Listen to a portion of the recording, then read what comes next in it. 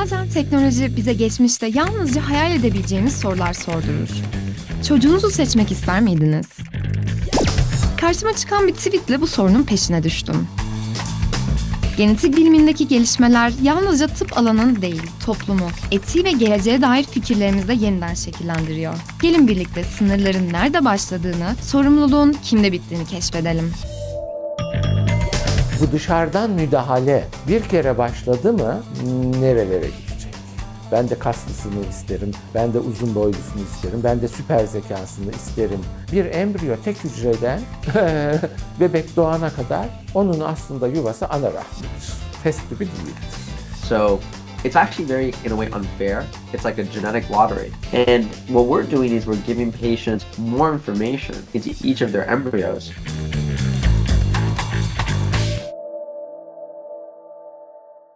Genetik testlerle embriyo seçmek kulağa bilim kurgu gibi geliyor. Ama bu hizmet şu an gerçekten var. Embriyo seçimi gibi hassas ve etik sınırları zorlayan bir alanda önce bilimsel çerçeveyi anlamak gerekiyor. Bu yüzden Bilkent Üniversitesi Moleküler Biyoloji ve Genetik Bölümü öğretim üyesi Profesör Doktor Tayfun Özçelik'le görüştüm. Doktor Özçelik, genetik hastalıklar, insan genomu ve moleküler biyoloji alanlarında uluslararası düzeyde uzmanlaşmış bir bilim insanı. Artık yüz binlerce kişinin genini inceleyebildiğimiz veri tabanları mevcut dünyada. Ve biz bunlara bakarak artık genlerin ne olduğunu tahminler veya küçük örneklerden ekstrapolasyon şeklinde değil, direkt inceleyebiliyoruz. Ve buna bakarak artık epidemiyolojik çalışmalar da genom bazında yapılabiliyor. Şimdi biz artık güvenilir bir şekilde insanların genlerine bakarak doğuştan gelen bu risk genlerini görebiliyoruz. Bu çok büyük bir gelişme. Eğer siz bir insanın genlerini gerektiği gibi, çünkü orada şarlatanlar var, gerektiği gibi inceleyebiliyorsanız ve ondan sonra o kişiye terörize etmeden bu bilgiyi veriyorsanız ve bu kişi bilinçle hangi ilaçları alması gerektiğini, hangi sık kontrollerden geçmesi gerektiğini, hangi yaşam tarzı adaptasyonları yapması gerektiğini biliyorsa bu müthiş bir şey, devrimsel bir şey. Genleri edit edebiliyoruz, genleri değiştirebiliyor. Bu teknoloji elimizde var. Fakat bu dünyada yasak. Dünyanın hiçbir ülkesinde, hiçbir bilim akademisi, hiçbir hükümet, kimse bunu etik bulmuyor. Siz eşey hücrelerine müdahil olduğunuz anda bir türe, insan türünün genetik yapısına dışarıdan müdahil olan bir varlık haline geliyorsunuz. Ve bu dışarıdan müdahale bir kere başladı mı nerelere gidecek? Yani buradan ben de kaslısını isterim, ben de uzun boylusunu isterim, ben de süper zekasını isterim diye çıkabilirler.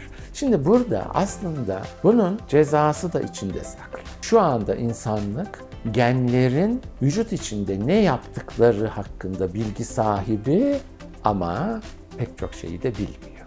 Kaş yaparken göz çıkarıyoruz. Bir embriyo tek hücreden bebek doğana kadar onun aslında yuvası ana rahmidir. Test tüpü değildir. Eşey hücrelerine müdahil olmak Tanrı'yı oynamaktır. Nokta.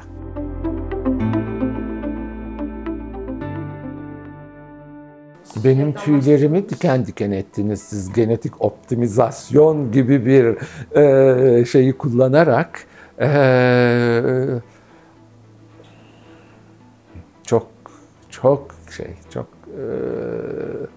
o sırada hangi Mozart'lar gidiyor, o sırada hangi üstün insanlar gidiyor, bunların hiçbirini bilmiyorsunuz. Yani şu anda bir akademik konudur. Hepimiz üzerinde çok çalışıyoruz, çok önemli. Öyle polijenik risk skoru üzerinden karar vermeler falan, bunların her birinin son derece çok iyi. O yüzden zaten artık günümüzde Panelab denilen bir şey var. Cas9 dediğimiz şimdi çok meşhur, çok Nobel'i alan bir teknoloji var.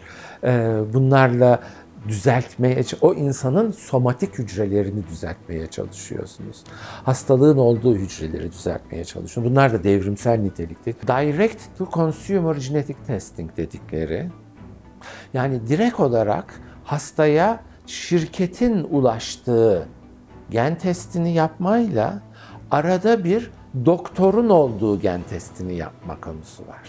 Direct to consumer, yani direkt olarak tüketiciye ulaşan bir firmanın aslında eğer denetleniyorsa burada bir yanlışlık temelde ben görmüyorum. Burada bir genetik danışma danışmasını alın. Yani ama şöyle bir şey var. Overinterpretation. Zekası daha yüksek olan. Bilmem ne. Pozitife yönelik olarak. Atletik. Geleceğin ben olimpiyat şampiyonunu size çocuk olarak çıkaracağım falan. Bunlar şey değil. Bunların hiçbirisi doğru değildir. Basitçe çünkü biz daha iyileştirmenin yolunu bilmiyoruz henüz. O 20.000 genin o birbiriyle harmoni içinde çalışmasını biz nasıl etkiliyoruz? Bunları daha hiç bilmiyoruz ki. Bunların insanlar üstünde etkisi var ve her şeyi bilinçli olarak yapmanız gerekiyor. Tartışmamız gereken konu şu bizim. Bebeğin gen kartını doğumdan mı vermeliyiz? Topuk kanından, yani şu anda dünyada topuk kanından kimi ülkelerde 3-5 hastalık, kimi ülkelerde yüzlerce hastalığın tanısı yapılıyor. Hemen önlem almak üzere o çocuklar için. Bunu her şey için yapalım. Doğru bilgiler için. Bu şarlatanlar beni gerçekten endişelendiriyor. Çünkü neden? Yapamayacakları kadar çok söz veriyorlar. Bilimsel çerçeveyi anladıktan sonra gözlerimi bu alanda doğrudan hizmet sunan Nükleus'a çevirdim. Nükleus'u embriyo düzeyinde analiz yaparak sadece sağlık risklerini değil, kişilik, başarı ve görünüş gibi özellikleri de tahmin ettiğini söyleyen bir girişim. Web sitelerini detaylıca inceledim. Karşımda sayısız grafik, bilimsel makalelere atıflar ve çarpıcı vaatler vardı. Ürünlerini başlangıçta "Shop Now" yani "Şimdi satın alın" ibaresiyle çevrimiçi bir alışveriş deneyimi gibi sunduklarını fark ettim.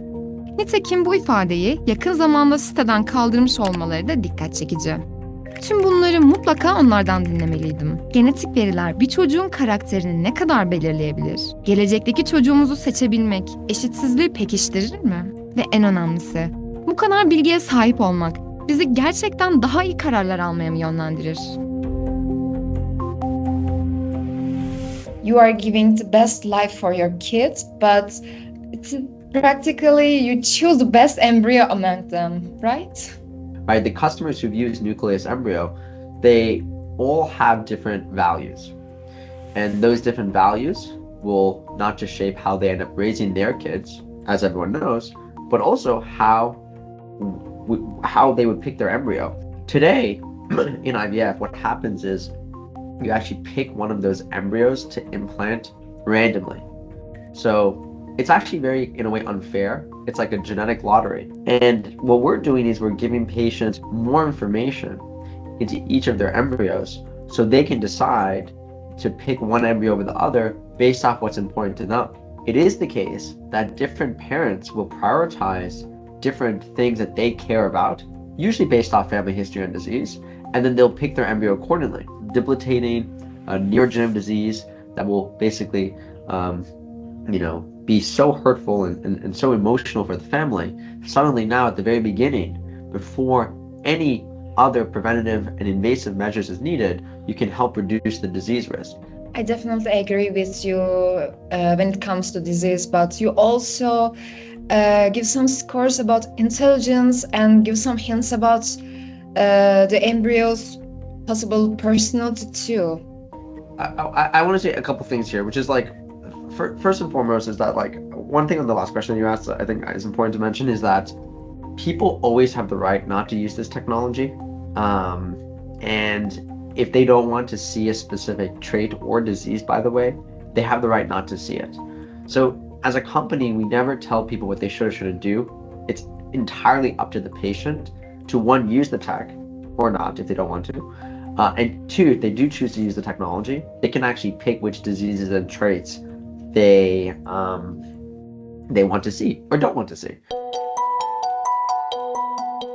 Artık aklımda bambaşka sorular var.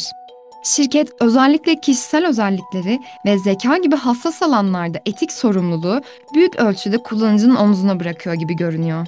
Polijenik skorların oluşturduğu veri tabanları ağırlıklı olarak Avrupa merkezli. Şirket bu sınırlılığı kabul ediyor. Ama çözüm olarak yalnızca gelişmekte olan veri setlerini zamanla sisteme entegre edeceklerini söylüyorlar. Elbette duygusal motivasyonları güçlü. Tüp bebek sürecinin ne kadar zorlu ve kırılgan bir deneyim olduğunu anlatan cümleler insanın kalbine dokunuyor. Ancak bu teknolojinin bir gün akıllı telefonlar kadar yaygınlaşacağını söylemeleri benim zihnimdeki soru işaretlerini azaltmadı.